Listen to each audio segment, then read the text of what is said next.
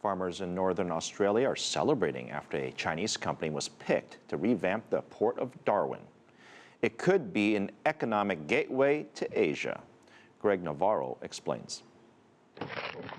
Take a drive with Ross Maxwell around the Jabiru tropical orchards in Australia's Northern Territory, and two things become evident.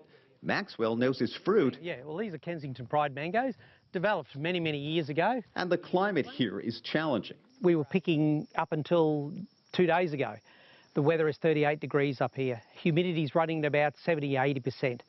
Very uncomfortable for anyone to live in that sort of weather. But that hasn't stopped this mango farm from thriving or stopped Maxwell from looking at ways to improve the business. We've got to think about exporting right here, right now. When it comes to exports in the Northern Territory's plant-based industries, there really aren't any, accounting for less than 1%.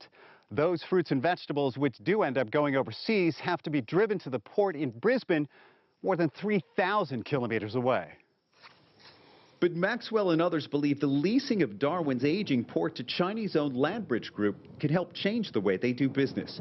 Landbridge plans to pump millions of dollars into upgrading the infrastructure and transforming the port into a major export facility. If we could just half an hour down to the port down here, put it in a container, and it's off overseas, of course we're going to take advantage of that. We will snap that up. The possibilities are endless, especially if we get more and more investors coming in from overseas.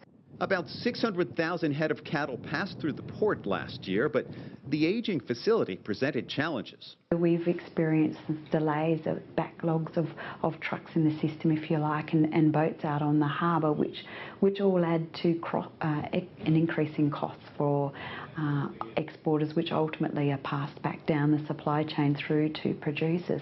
That's why the Northern Territory Cattlemen's Association is also optimistic about the lease deal, as long as improved facilities don't come with increased costs.